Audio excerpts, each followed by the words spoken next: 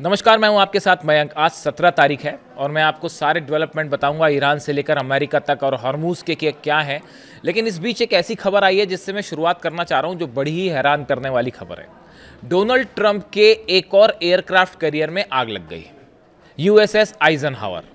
अब ये जो है इतना बड़ा जहाज़ है कि 3 फुटबॉल ग्राउंड के बराबर इसका डेक है। इसमें जो है वो सैकड़ों फाइटर जेट है। अब इसमें आग लग गई है और 8 अमेरिकी सैनिक आग में झुलस के घायल हो गए। मैं ये नहीं कह रहा हूँ कि ईरान ने ये आग लगाई, ऐसा नहीं कह रहा हूँ मैं, लेकिन घटना समझिए बड़ी हैरान करने वाली है। देखिए, वर्जीनिया में यानी अमेरिका में ही वर्जीनिया के पोर्ट्समाउथ में नॉरफॉक नेवल शिपयार्ड है, नेवल बेस है, नेवल शिपयार्ड है, जहां पर यह जहाज खड़ा हुआ था। इसकी मरम्मत का काम चल रहा था। अचानक इसमें आग लगती है और आग इतनी तेजी से फैलती है कि उसमें 8 सैनिक घायल भी हो जाते हैं। यह बिल्कुल वैसा ही है जैसे जेरल्ड आर फोर्ड में आग लगी थी। समझ रहे हैं आप?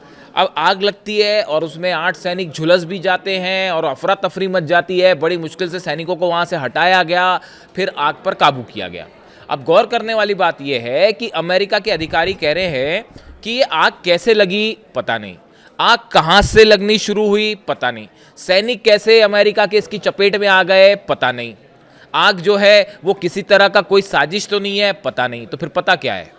कुछ भी नहीं पता। इतने बड़े एयरक्राफ्ट करियर में आग लग जाए। देखिए, ऐसे ही था जेरल्ड आर फोर्ड में जब आग लगी थी, तब भी यही कहा गया था कि भाई ये आग कैसे लगी, लॉन्ड्री में आग लग गई है। ये बात अलग है कि जो डिफेंस एक्सपर्ट्स हैं वो ये बता रहे हैं कि ईरान ने जो अंडर वाटर ड्रोन होता है उससे हिट कर दिया था। ये अलग बात है। देखिए, ईरान ने कोई दावे नहीं किए, हर बात क्लेम भी नहीं की जाती, लेकिन उस समय क्या कहा गया था अमेरिका की तरफ से? यही कहा गया था ना कि लॉन्ड्री में आग लग गई जेरल्ड आर फोर्ड में और उसमें सैनिक घायल भी हो गए और फिर जो बचे थे वो डर के मारे जो है वो उसके बेसमेंट में छुप गए जाके। इसी तरह की खबर थी। जेरल्ड आर फोर्ड तो दुनिया का सबसे बड़ा वॉरशिप है।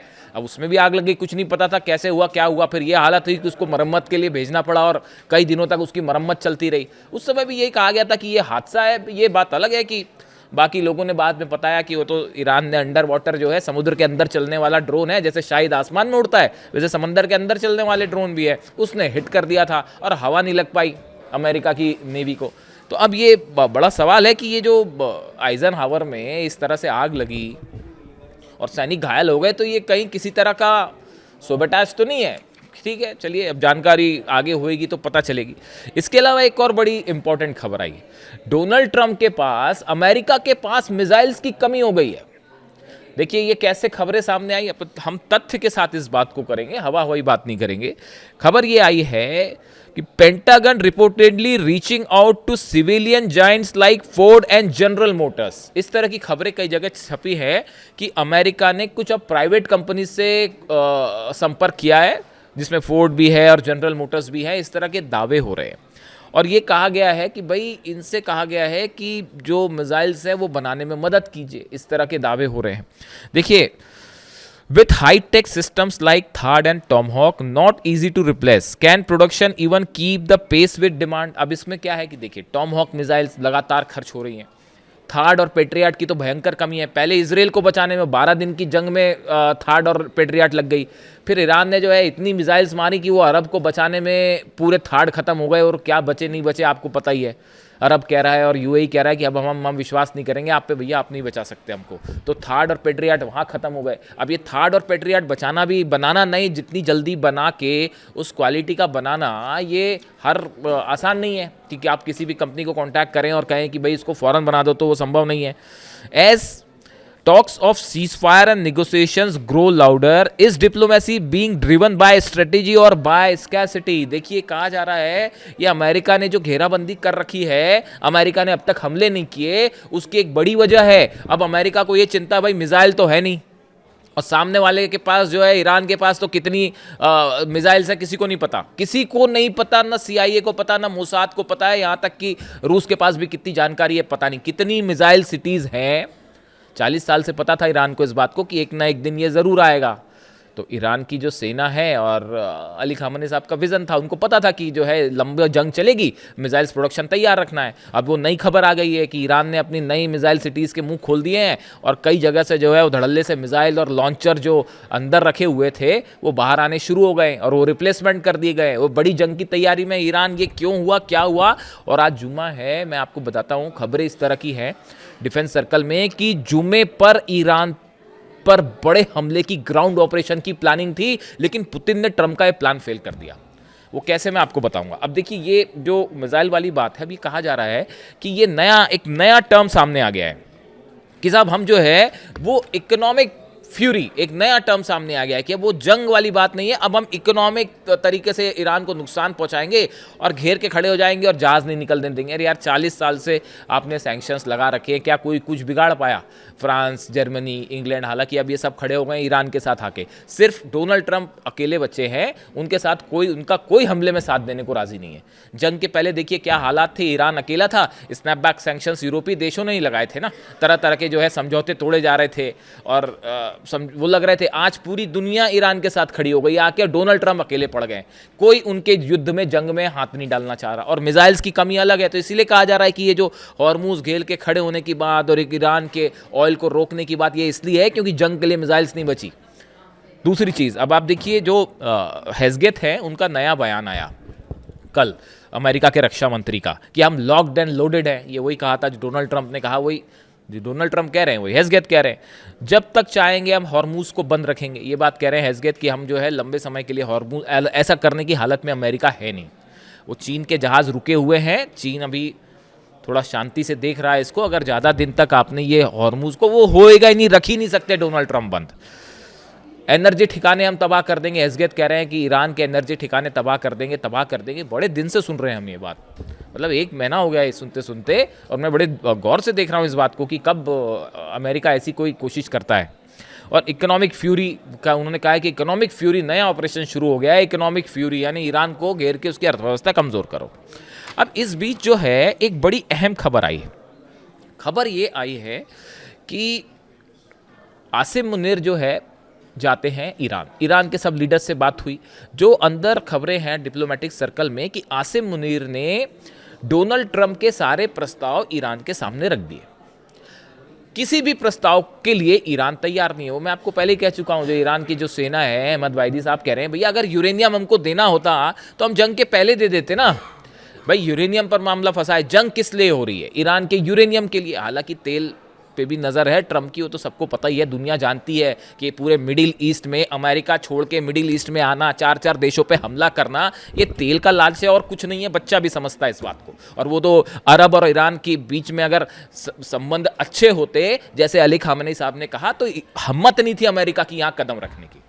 मैं हिस्ट्री में अभी नहीं जाना चाह रहा, लेकिन अगर ये मिडिल ईस्ट एकजुट हो जाता तो भैया की एंट्री नहीं हो पाती। खैर छोड़िए। तो अब जो है सवाल, कहा यह जा रहा है कि आसिम मुनीर गए वहाँ ईरान, उन्होंने प्रस्ताव रखे, तरह तरह के प्रस्ताव आए कि आप 5 जो है साल के लिए यूरेनियम एनरिचमेंट रोक दीजिए, फिर कहा गया इन 10 साल के लिए रोक दीजिए, 20 साल का भी ऑप्शन आया, और तमाम इस तरह के ऑप्शन आए कि आप हमको अपना यूरेनियम दे दीजिए, हम बदले में आपके सारे सैंक्शंस हटा देंगे और जो है आपको अमीर बना देंगे, इन्वेस्टमेंट कर देंगे। अगर यही सब ईरान को करना होता तो वो जंग के पहले करता ना।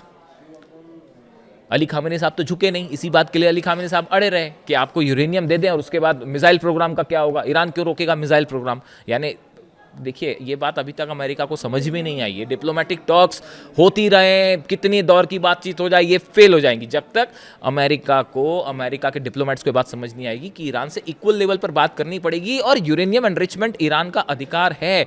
यही बात पुतिन कह रहे हैं। पुतिन ने तो आउटराइटली जो है सपोर्ट कर दिया ईरान को कि आपको जो करना है यूरेनियम से करिए, मैं खड़ा हूं पीछे। अब क्या करेंगे डोनाल्ड ट्रंप?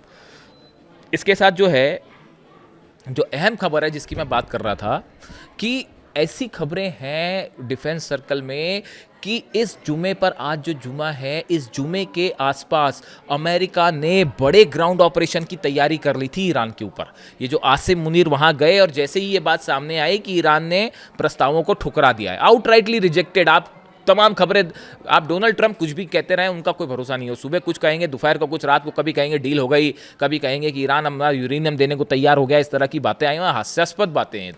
तो बच्चे हंसते ईरान में ऐसी बातों पे। तो वो जो है वो बताया जा रहा है कि जुमे के आसपास हमले का प्लान तैयार था। ये जो यूएसएस ट्रिपोली पर जो खड़ा हुआ है हॉर्मुज के पास, उसमें बड़ी वॉर ड्रिल हो रही है। वो जो तीनों एयरक्राफ्ट कैरियर खड़े हैं, बड़ी वॉर ड्रिल हो रही है। 10,000 सैनिक प्रैक्टिस में जुटे हुए हैं कैसे करना है।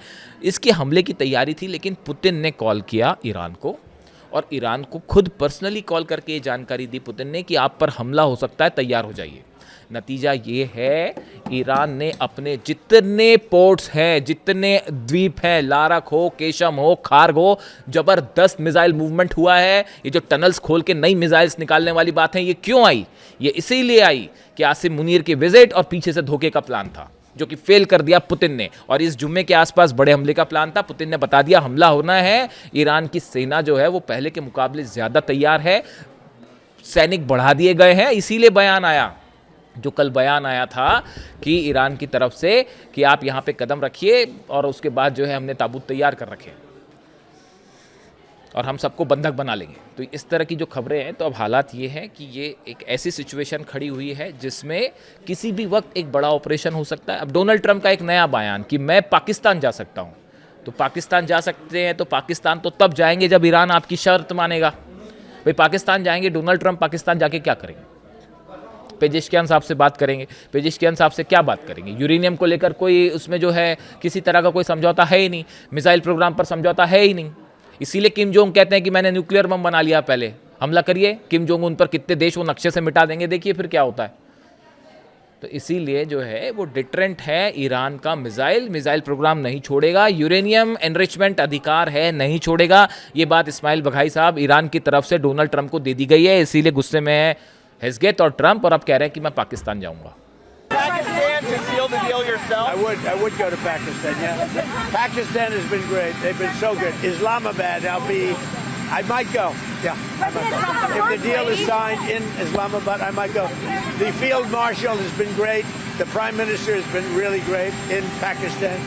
So I might go. They want me. देखिए क्या होता है। लेकिन फिलहाल जो डेवलपमेंट है उसमें ये बताया जा रहा है कि ये जुम्मे पर हमले का प्लान था, जो फिलहाल फेल हो चुका है। ये छोटा सा वीडियो है, अगला अपडेट जो भी आएगा मैं आप तक पहुंचाऊंगा। Thank you so much.